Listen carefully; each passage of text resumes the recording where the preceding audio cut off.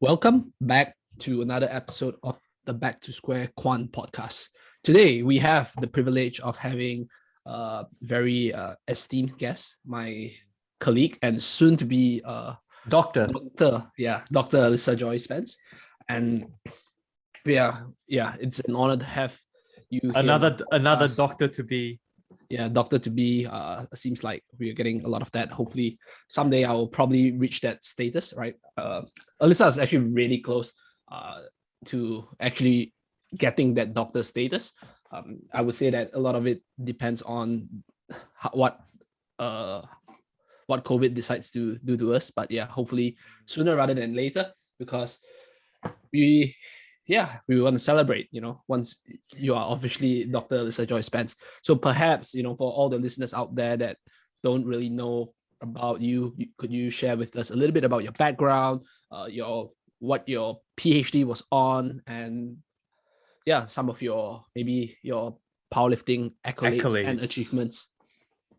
Oh, so many things. Okay. Well, background is I used to teach yoga like a lot, and I taught yoga for probably 8 years, and towards the end of that time I discovered powerlifting.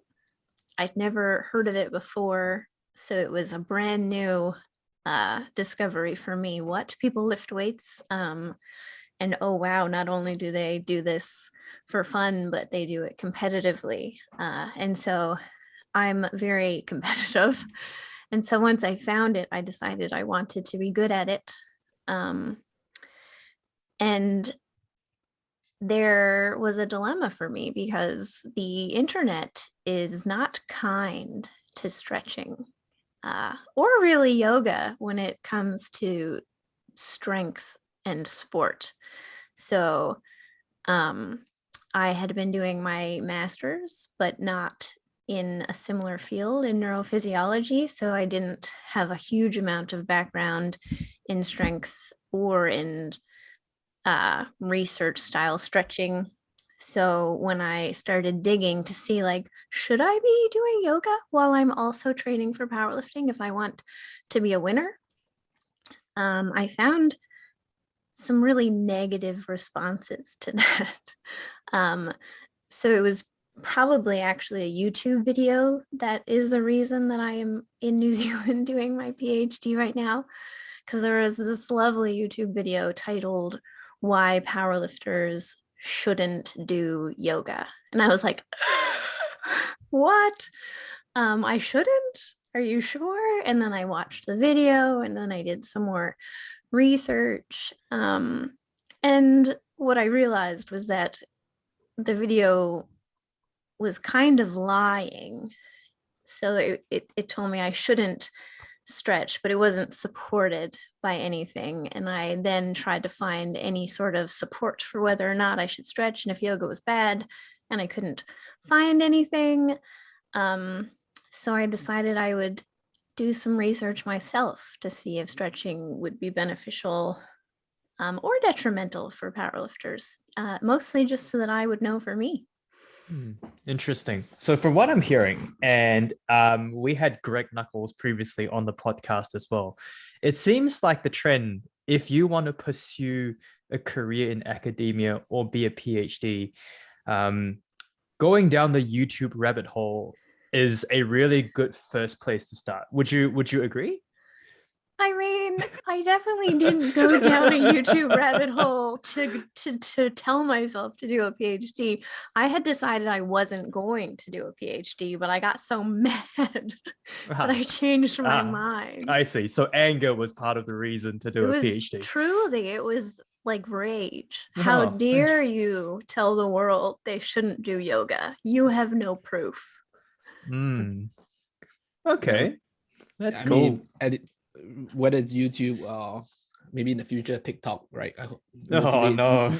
Motivating someone to do a PhD. I mean, it got you where it got you, and right now you're here with us. So for the listeners out there, right, that don't know, so Alyssa and I are we're good friends, and I kind of refer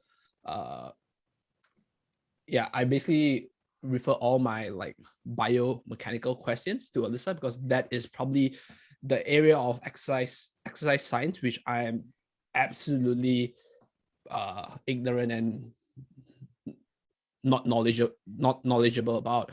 And Alyssa essentially did her, her PhD looking at, like I said, some form of stretching. As we have heard, she basically said that the resistance for people of people doing yoga basically gave her the anger and motivation to do a PhD. And that is what brought her here.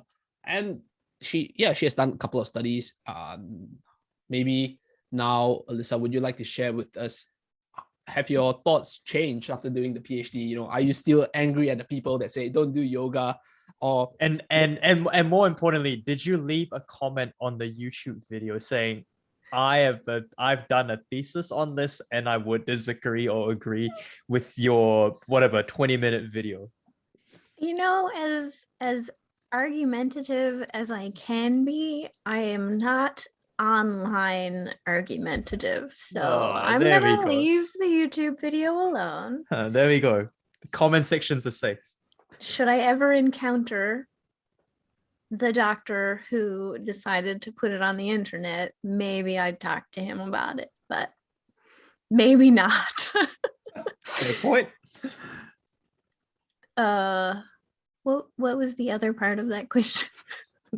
Yeah, so have you, like, basically you entered your PhD with certain like set of assumptions, right? Whether those assumptions are well informed or not doesn't really matter at this point.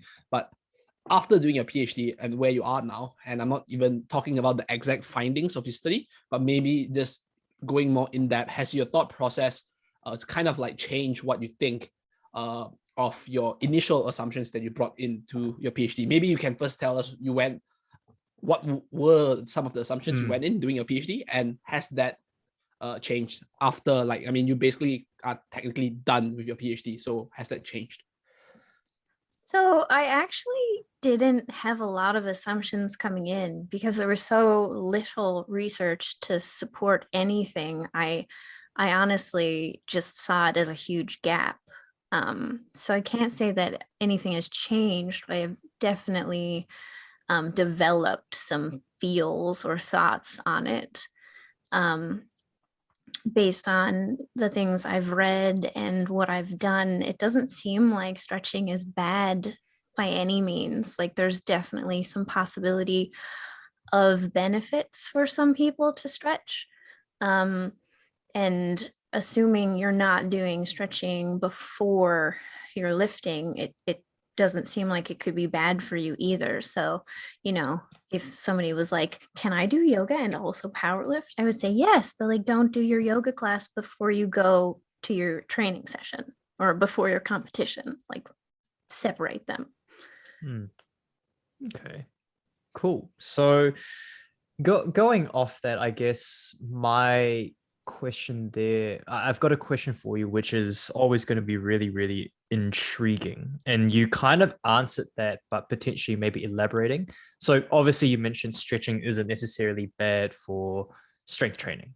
There's obviously a lot of benefits around it, but how does one go about knowing on whether they should be doing some form of stretching or mobility? Like, there's obviously not like a or B, like black and white. It's obviously very, very gray. But what are some telltale signs for someone to go and say, hey, you know what, maybe I need to actually do a little bit more mobility work because of insert reason? I think the main reason that you would want to do it is if you are unable to do a task that you want to. If you cannot get to the bottom of a squat, if you can't achieve powerlifting squat depth and you're a powerlifter, you need to be doing some form of mobility so that that can be a comfortable position for you. Outside of that, it's tough to give an act, like a real reason that people can hold on to. But if you want to stretch, I think that's also a good reason to do some stretching. I guess those are my two main reasons. Okay. Yeah, I guess, like everybody comes in with this, like everybody has a certain like set of assumptions when you go in. I think for a lot of people, to the general public, right, when we talk about exercise, is that after you exercise you should stretch, or before you exercise you should stretch. And I think that's like ingrained a lot by just people sharing information, or just telling one another when you are like maybe in high school, or even in primary school, where cool, right, the PE teacher would take you through a bunch of stretching, then Very old school knowledge, yeah, like like very those like archaic. stretch your hamstrings, and then you go play your sports, right? So most of the time people come in with that assumption. And being someone who coaches a lot of people, they would always ask me this question: do I need to stretch, right, after I finish my training session, right? So what are your thoughts on that? Are there any benefits? Is it positive, neutral, or doesn't really matter? And what is, obviously I would expect that whatever you're saying is based on some form of like scientific consensus that you have explored. So We will basically take your word as the Bible from here on out. Basically. And the reason why I say that is probably because you mentioned there is a gap. And if you're the first, and if you're the quote unquote pioneer to fill the gap, let's be honest, we'll probably take your word for it.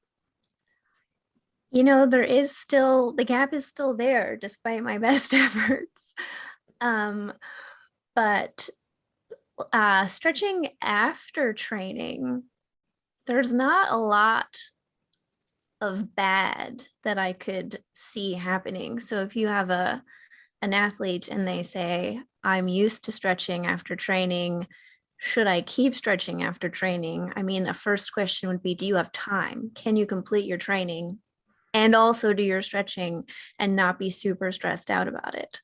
Unless there's a specific reason that they need to stretch, they don't necessarily have to. And so you would want to prioritize their training over stretching.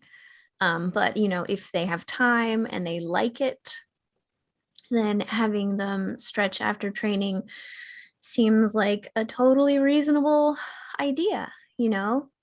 So the reason that I say it has benefits is because there is some research to support stretching for improving strength, some to support stretching for improving stretch shortening cycle movements, meaning like things that start with an eccentric and then move immediately to concentric, like a squat or a counter movement jump more typically. And there are some research to support stretching for improving hypertrophy or muscle size. So, there's like a tiny bit of support for each of those different adaptations. So we don't know if it's necessarily going to happen for people, specifically if they're actually quite experienced in resistance training. But it's possible. So if they like it and they have time, why not? Yeah, fair enough. I also do think that now we can kind of tease out stretching, the benefits of stretching, in two separate categories, right? We can talk about stretching for strength training and also stretching for hypertrophy. So I think we can knock it out one by one. So in terms of stretching for strength training, right? Strength training adaptation with the purpose of increasing strength. You did mention that it's only like beneficial if there's some form of stretch shortening cycle, which means out of the three power lifts, the squat will probably benefit the most, right? Because with the bench press, you pause, so that pause will potentially reduce the stretch shortening cycle. And the deadlift, you start, there's like basically almost no eccentric, So based on that, obviously I would also think that stretching, like you said, if you can't hit squat depth, right, stretching could help you. So I would say that, yeah, cool, maybe stretching would benefit the squat the most. However, I would also like to think about, when I think about stretching, how specific has the stretch has to be? Because I believe, first of all, not all stretches are made equal. we know people stretch for different duration, right? Different intensity, right? When I mean intensity, is like how like whether they are holding the end range motion or how much discomfort they actually experience in that stretch. So maybe you can kind of like talk about the three different, at least these are the three categories that come to mind right now. One is how specific would the stretch be? When I mean specific, is that how specific it is to the actual movement. And in this case would be the squat. The second would be the intensity of the stretch. And the third is the duration of being in that stretch position. So yeah, these are the three categories. So feel free to add any categories that you think is useful, but this is those categories are the one that popped up to me. Right. So it isn't just stretch shortening cycle movements. That is one of the possible benefits, but there are also possible benefits for just strength. So we've seen like an improvement in I think, knee extension, right? So that's not a stretch shortening cycle movement, but there was an improvement in strength. So you do see it across those three different adaptations. So then for it to be beneficial, there's no consensus on what you need to do, how intense, how specific, or the duration. You know, I went through all of the research and said, what should I do with people in order for me to most likely find the improvements that I want to, and discovered that everybody's done something different, and sometimes it works and sometimes it doesn't work. With hypertrophy specifically, there was a meta-analysis recently, and they decided that in order to see that adaptation, the stretches probably needed to be loaded or in between sets, basically, so that there was some additional intensity added enough to create or cause that adaptation. But that was not something that they were like, look at all of these studies, loaded stretching is the way to go if you want hypertrophy. It was just, well, if it's not loaded, it's probably not going to work, but we don't know if loaded stretching is going to work either, but it might. Okay. So that's a good thing for me, at least, to hear. Because currently, at least as of this recording, we're sort of getting to the tail end of the year, particularly with New Zealand. Essentially, there isn't really a powerlifting calendar. And so I have been sort of involving myself in a lot of hypertrophy training, trying to get tiny and shredded. Unfortunately, that's the only way I can lose body weight, but that's for another podcast. And I have been doing a lot of, I guess, sort of like what sort of putting together what Kedrick and you mentioned, Alyssa, where I'm trying to sort of take myself to that stretch, I guess more on the eccentric loading, kind of towards the tail end. So an example is sort of like a stiff leg deadlift, but I would try to do it on a deficit.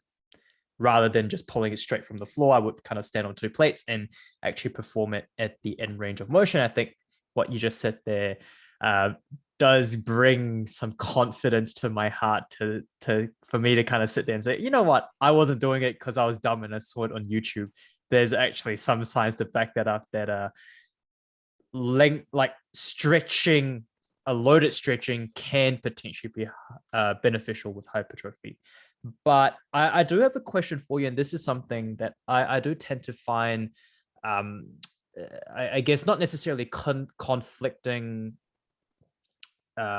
paradigms or perspectives from different coaches, or whatever we want to call it these days. But so we've got the infamous sort of like Mark Rippetoe, sort of like, don't worry about stretching. We get under the bar, you know, we squat until we are comfortable. We might add a plate on each side and squat and see if you can go deeper, and that will essentially kind of be a warm-up, right? Like in theory, that's sort of like loaded stretching, because we're getting on the bar, we might not be able to hit depth. We add 20 kilos, 25 or 45 pounds, depending on where you're listening about this. We go a little bit deeper. So that's obviously like a form of loaded stretching. In contrast, we do see, like, obviously on the extreme, we see people like, oh, we need to hit depth on the squat. We know we can't hit depth on the squat. Let's just do static calf stretching and, you know, like loosening my so like my hip flexors and all that kind of jazz, and adductors and my hammies, so that I'm able to get into that, as you have done a couple of talks in the past, like getting into that shape, right? You always talked about getting into that shape.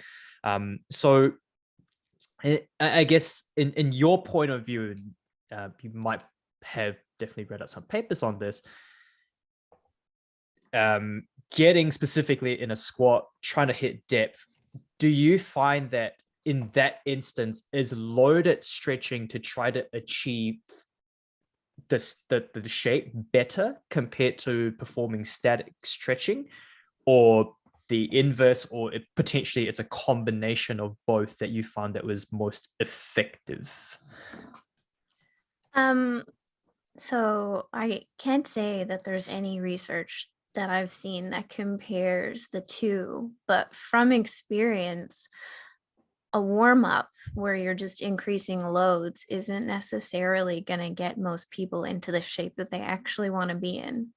You know, once you add enough weight to your back, will you be able to hit depths? Probably. It's just Will heavy. Yeah, but will it be, you know, with your joints in the way that you want them to be? Or will you be forced into some sort of position that actually compromises some of your joints? So if you're someone who has a real difficulty hitting depth in a squat, then a warm up with the barbell is probably not going to be enough. I think ideally everyone should be able to hit depth without a bar or with just a bar and then keep going, you know, to be sure that you're not compromising any of your joints or tissues. So weighted stretching could be a goblet squat where you hold it and you sink and you sink and you sink, you know, so it is static stretching, it is loaded stretching, and it is very specific to your goals. And I do think that the individual joint stretches, like stretching into dorsiflexion, that ankle stretch, I think that is effective. I personally struggled a lot to hit depth for a long time, and it's still something that I'm working on, but I have noticed an improvement by doing that. So if your ankle range of motion is limited, absolutely do it. Try and stretch it specifically. If you're not sure what it's coming from, then, you know, do try to choose stretches that are squat shaped. So it might be just pressing your knee forward into dorsiflexion. It might be a low lunge where you're pressing your knee forward into dorsiflexion, but trying to make your stretch look as much like your squat as possible, so that you know that you're actually helping yourself and eventually will be more likely to transfer over. So now I think we can kind of like go into the notion between, you know, people always use the term mobility and flexibility, right? In your opinion, what would be the differences between mobility and flexibility, and which one is more important for someone engaging in strength sports? So flexibility is passive and mobility is active. My main issue with these is that they can't be separated, because flexibility should be your primary part, and then it should branch into something active and something passive, but we don't have that. We just have the word flexibility, which is used oftentimes for both mobility and flexibility or passive flexibility. So anyways, that's the difference between them. And I think, the goal of powerlifting is to be able to use the range that you've achieved. So mobility is what you're looking for. But just because mobility is what you're looking for doesn't mean that passive stretching or flexibility has no purpose.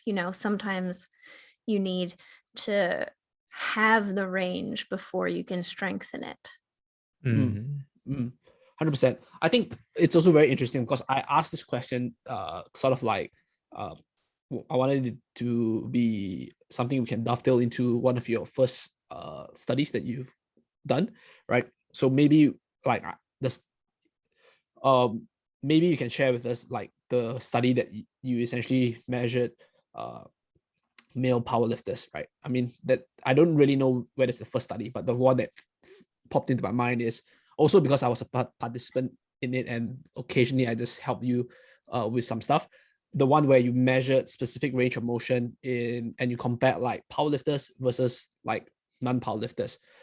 Maybe give us a brief rundown on what the study design was and what were some of your findings.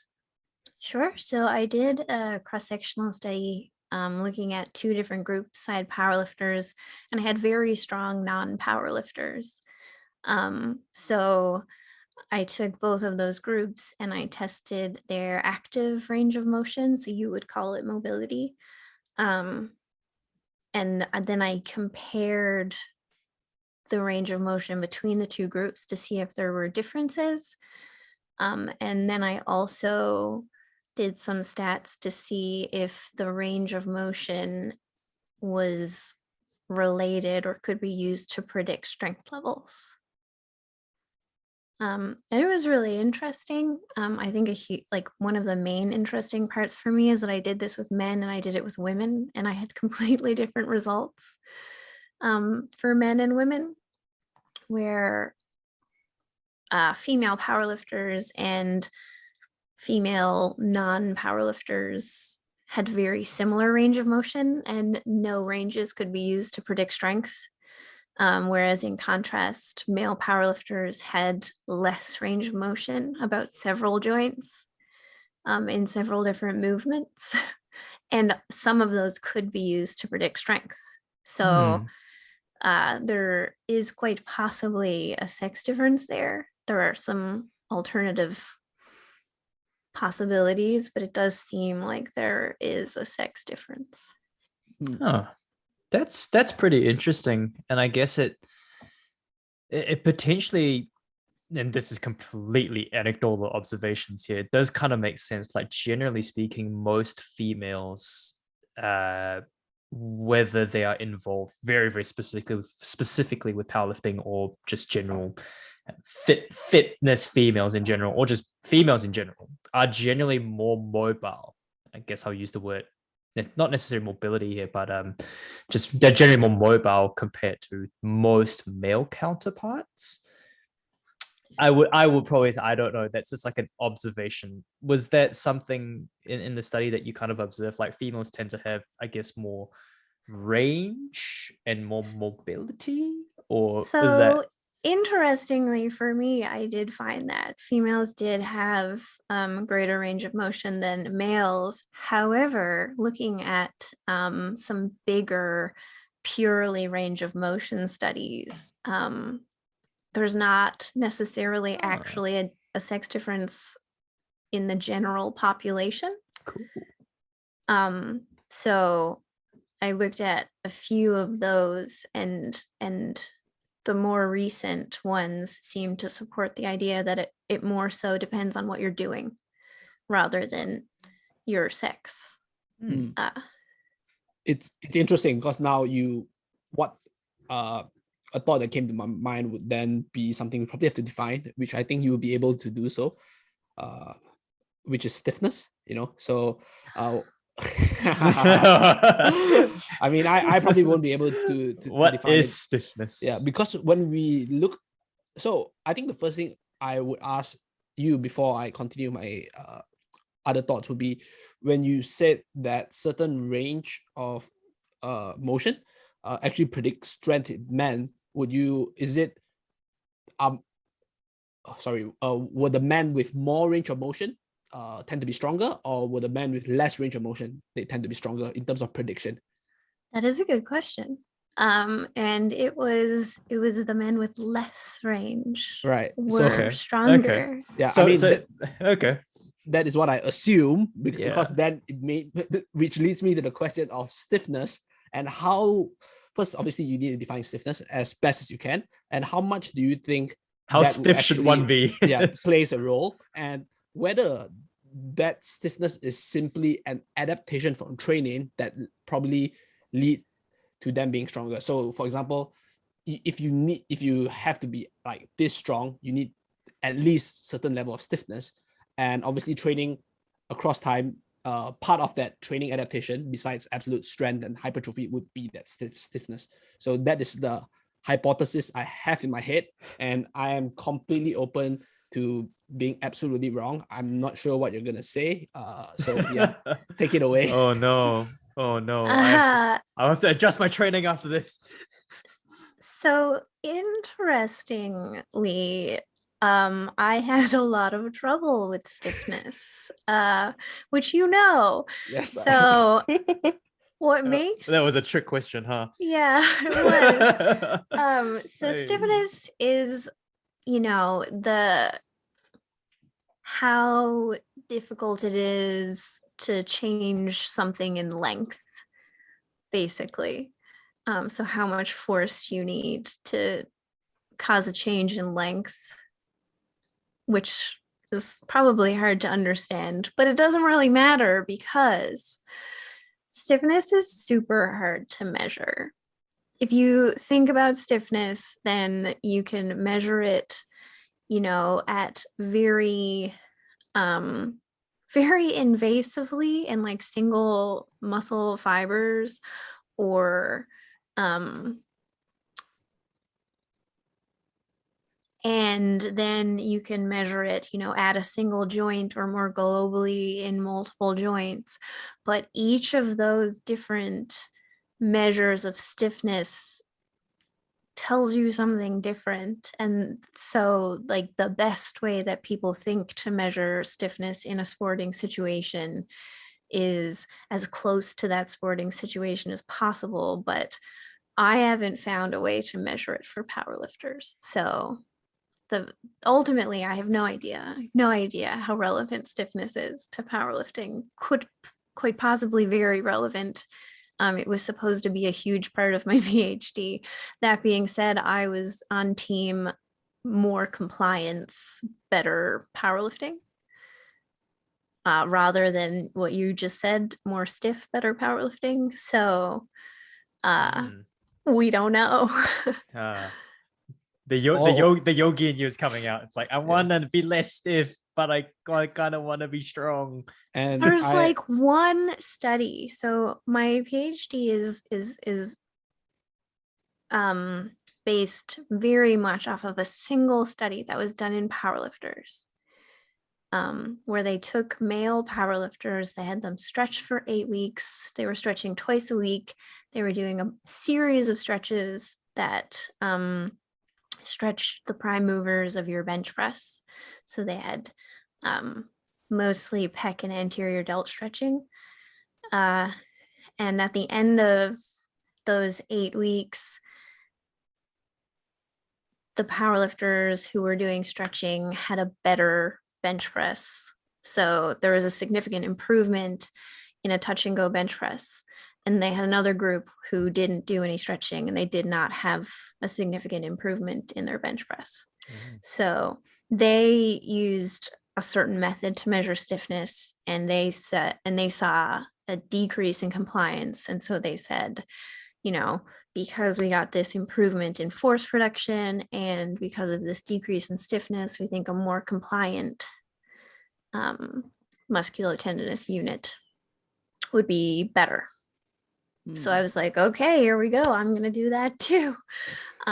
Unfortunately, the way they chose to do it has since had some some researchers have suggested that there are better ways to go about it, and it made it like nearly impossible. So that's why I didn't end up testing stiffness in that way. But regardless, what they found still is very possibly true. I just couldn't replicate it. Yeah, very interesting. I mean, obviously, I'm highly biased because as someone that has been in the study, I am probably really stiff in certain positions. So obviously, I want to be yes, team stiff. At least I have a reason to be stiff if it actually is like contributing to my strength. But man, if I actually need to be more compliant, I'll be like, oh no, I'm gonna have to do more things that I don't like, you know. So we definitely have our biases affecting us here. But it's actually really interesting because I also like wonder whether for people who are strong, obviously they would be lifting a lot of weight. Perhaps it's just that, yeah, maybe perhaps, right, stretching isn't enough to negate whatever tightness that they would get from lifting X amount of weight. So it's not actually something that is like it's not definitely not causation, but even the correlation could be potentially not there, because it's like, cool, you stretch, but it doesn't really affect things. So regardless of how much you stretch, when you're strong, right, you're still going to be stiff. But if someone who is less strong, perhaps because the overall load they are lifting doesn't really make them actually tight, so maybe that stretching could actually facilitate an increase in range of motion simply because they are not as strong. What do you think about that? Not entirely sure what you just said, but so I think we need to drop stiffness. Okay. You know, like there's no way for you to know how stiff you are. Yep. But okay. you can know what your range of motion is. Okay, so I think I'll phrase it better with the word range of motion as well. So for example, if you stretch and you expect an increase of range of motion, right? So we say that increase or decrease of range of motion. But what you have mentioned just now is that people who with less range of motion tend to be more predictive of strength. So my like alternate hypothesis is saying that perhaps the people who are already strong because they're already lifting a lot of weight, no matter how much you stretch, it's not going to affect that range of motion at all. So they're just going to have less range of motion. But for people who are less strong, when they lift less weight, then the stretching would actually affect their range of motion. And you see that they actually have more range of motion because they are so-called less strong. I don't want to use the term weak. What do you think? Right. So I guess to bring us back to the study I was just talking about, the men in that study did have a significant improvement in range of motion at the end as well. So that was one of their outcomes, along with an improvement in strength. As for the ranges that are predictive, they were very specific. It wasn't just if you're less flexible, you're stronger. They were very specific to powerlifting movements. So knee or hip flexion, which is basically the bottom of a squat. If you have less hip flexion, you could be stronger, as well as, I'm gonna say shoulder extension, but it might have been horizontal abduction, but I think it was extension. So again, it's the bottom of a bench press. So I think that it's really important to have sufficient flexibility so that, again, you can reach those bottom positions and be successful in your lifts. You do have to achieve a certain amount of depth in your powerlifting. And then outside of that, even if you are very strong, you can still improve range of motion, you know? And it could be beneficial if there were specific reasons that you wanted to.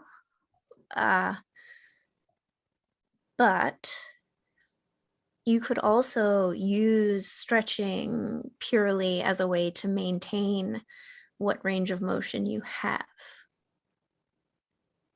And I think potentially just to kind of dig into what you just talked about, and this is very, very specifically the bottom of a squat. We can obviously talk about pausing your bench or actually getting the bar to touch your chest, whatever it might be.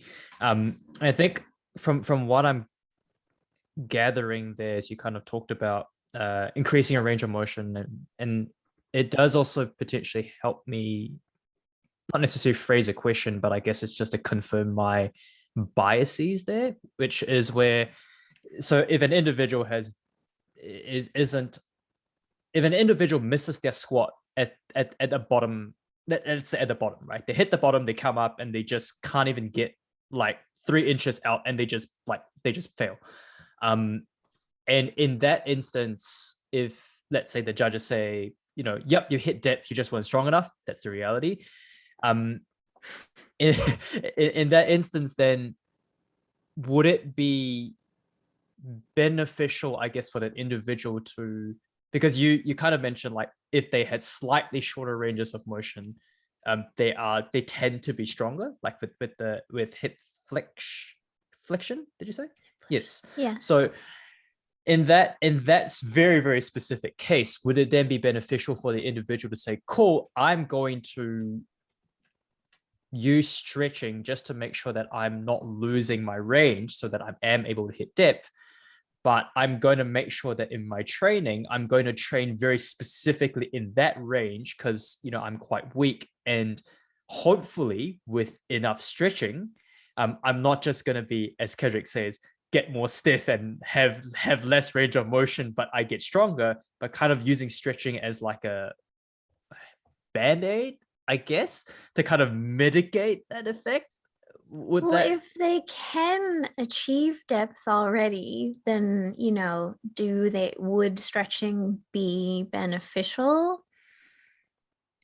If not necessarily. If someone failed at the bottom of a squat and it was strength related, then using stretching to improve hip flexion doesn't make a lot of sense. I mean, all right, I probably have like sort of jumbled up there, but it's okay. So yeah, going off that, but so let's say if they start to they train specifically at the bottom of the squat, things like pause squats or like awkwardly place pins and like dead squats onto a pin without actually coming up, to train like very, very specific ranges. And over time, the individual might potentially develop a case of like less range of motion. So the only way that they would potentially be able to do that would be if you started training them to squat high, right? If you do a pause squat, you're probably going to hit depth and they're going to hold it, and then you're going to come up. So if you're training that way, you shouldn't be able to lose what range you need. Cool. That's good to know. Yeah. So it definitely is something that a lot of people often have certain like misconceptions, I guess, because you did mention that once you like, even strength training does preserve your flexibility within that range. I think there was a study that recently came out. I mean, recently might be 2 months ago because COVID, I can't actually remember when recent is, but they basically said that, strength training is as good as stretching when it comes to like certain range of motion tests. Did you stumble across that study? Because it was all on the interweb. So maybe you can share with us your thoughts on that, because I sort of like, when you said that, cool, when strength train, you can maintain that range, that study just like popped into my head. So I wanted to hear your thoughts on it. Yeah. So I definitely encountered it, and my memory is that it doesn't really divide groups at all. So it's just like general population stretching and strength training do the same thing, which doesn't really apply to in the context trained athletes. And what is super important is you have to be moving through a range in order to keep it. So if you're a powerlifter and if you have, an arched bench press, and let's say you have a shoulder injury and you're doing a bunch of board pressing or pin pressing or something like that, or there's some reason that you're not actually hitting the bottom position, or you're squatting, and you're hitting a bottom position, but it's not actually, the right shape, the one that you want, the one that is healthy for all of your joints and whatever. Like those types of training aren't necessarily going to improve range of motion. You may lose range because you're never getting to the full capacity of your joints. Did I just make sense? Yeah. Well, it made sense to me. Okay. It definitely does make sense. I think like a lot of people tend to be very, I guess, kind of writing off what you said. They're using those examples of things like huge arch. Now I got a shoulder injury. I can't get the bar down to my chest for X reason. Hence, now I'm going to use pin press and board press to kind of emulate at least sort of like the action of a press. And I think a lot of people tend to be quite afraid of like, especially if you are, and this is going to sound very, very bad, but in the context of powerlifting, this is not, especially if you're someone who uses your arch to a very, very huge advantage. And you come across shoulder injury, all of a sudden you're out for, like let's say 12 weeks of actually touching your chest. And all you can do is board and pin press. And then coming out of the 12 weeks, all of a sudden you might potentially start to feel like, actually, my arch isn't as quote unquote big as it used to be. And I guess that could potentially be one of those cases where I think, I guess my question there leading up to what I just said, is there, I guess, a way to kind of regain back that because obviously in that context, they've been training specifically like a board or a pin for like 12 weeks. And all of a sudden now, okay, cool. Coach says, bring it down to chest. Doesn't hurt my shoulder anymore. My arch isn't that big. Can I go back to what it used to be? Can you improve your arch, or can you improve your range of motion? Both.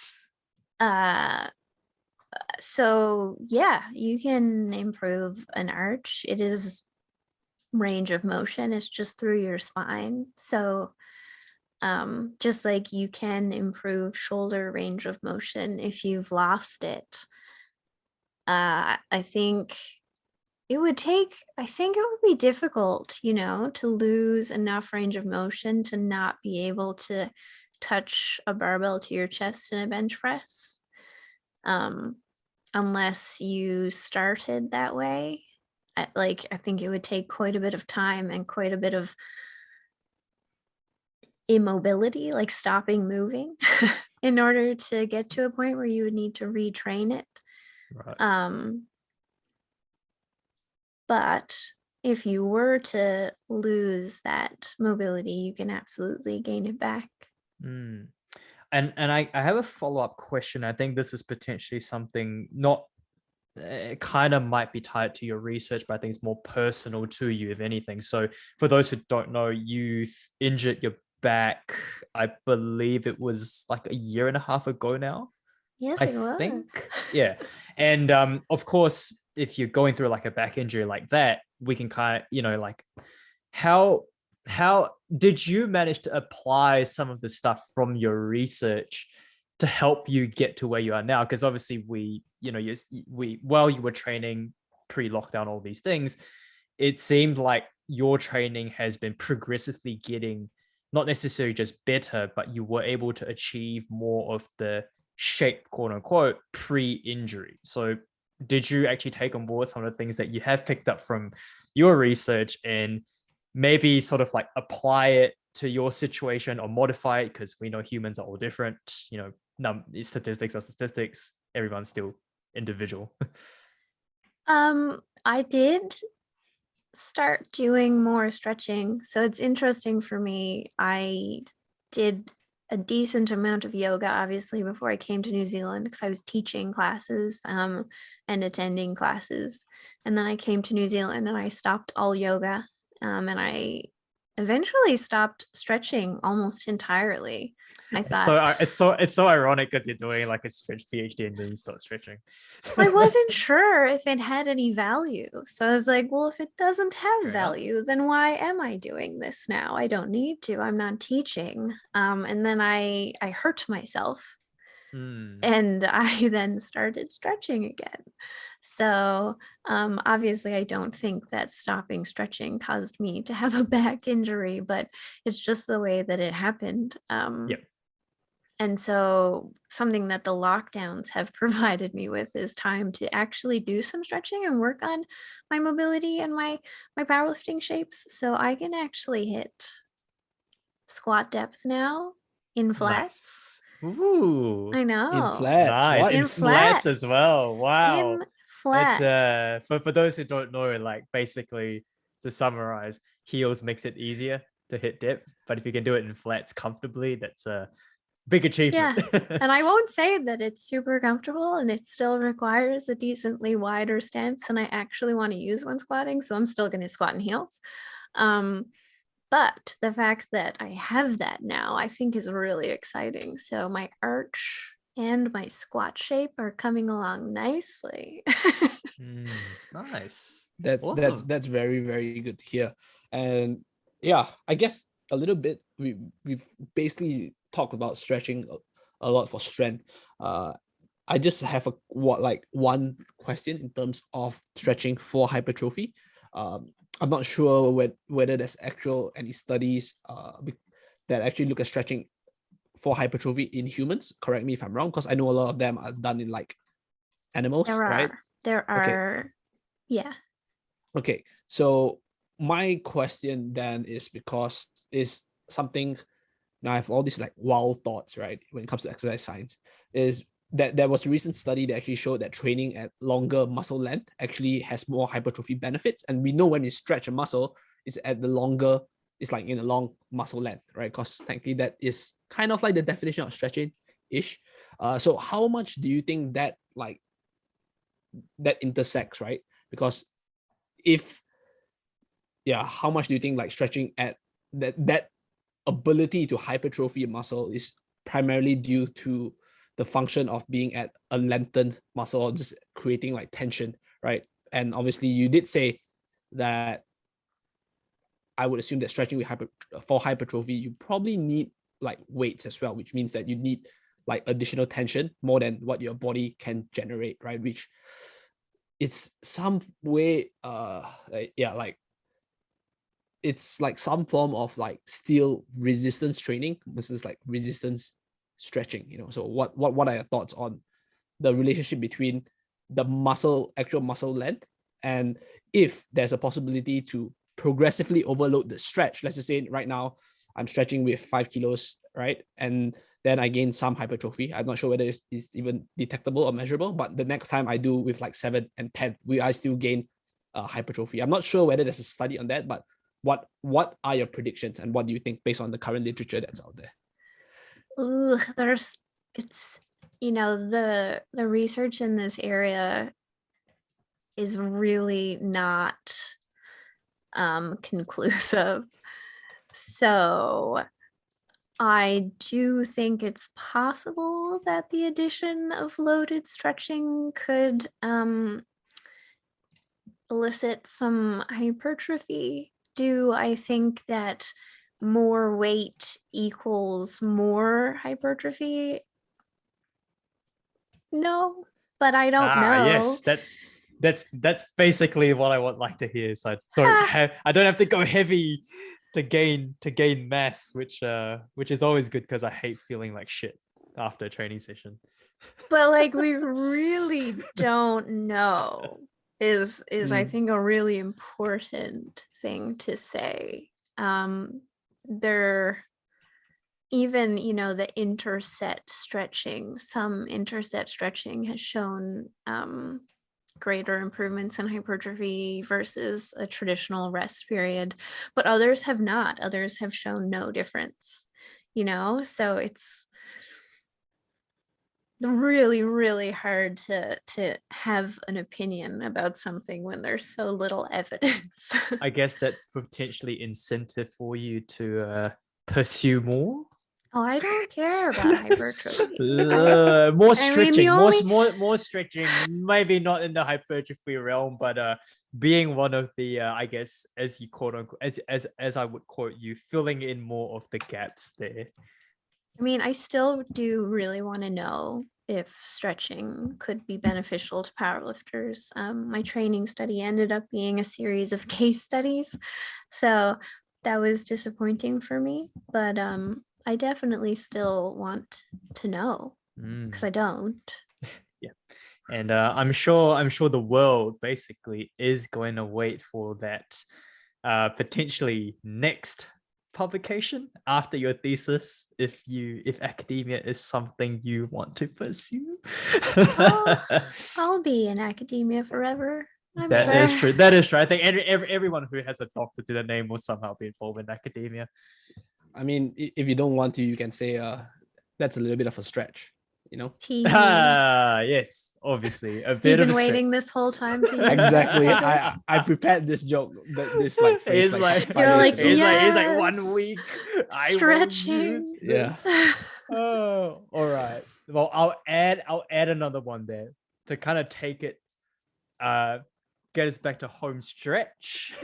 On the podcast, we tend to like to ask our guests this question and just sort of taking it back to square one, hence the title of the podcast. What is going to be the one thing you will suggest specifically for powerlifters in order for them to be better at the sport? More specifically with stretching or mobility work, do they how would they incorporate that into their training? When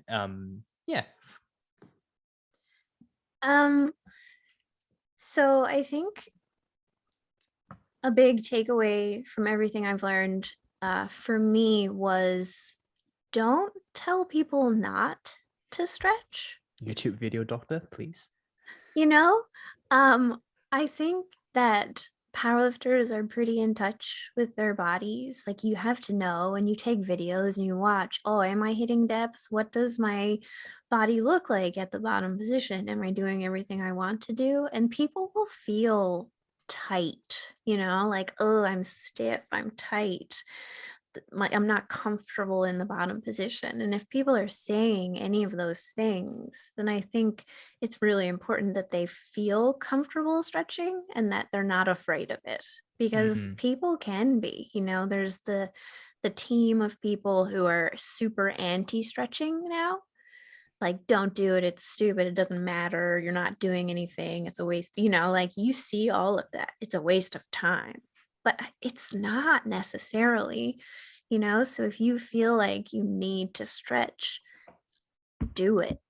But if you can, stretch after your workout or completely independent of it. The only reason that you should be stretching, particularly static stretching, before your training is if you need it immediately in order to hit the shapes that you need. But otherwise, if this is like, oh, I can achieve depth and I can achieve depth comfortably, but if I've trained every day this week, and I'm a bit tighter, then blah, blah, blah. But basically, if you can stretch Blah blah after blah. training, Blah blah is a very good phrase for someone who's about to be a doctor. But yeah, go on.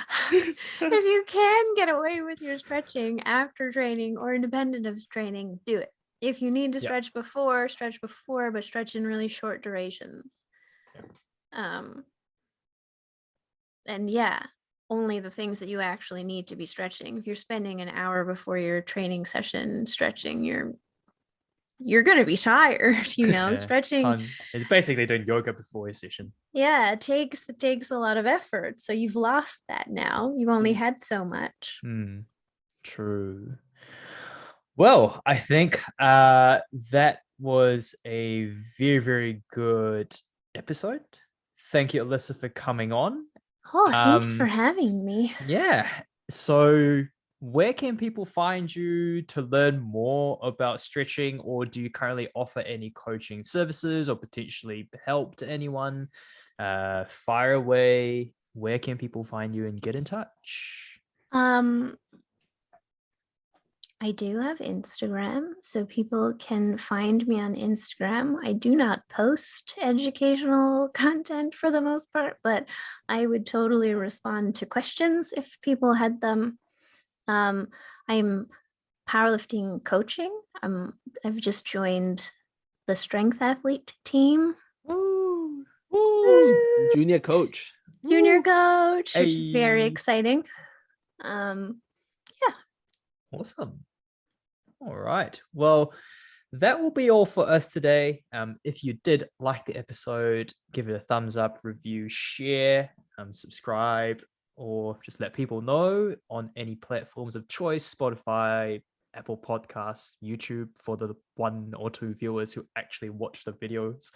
And we will catch you in the next episode.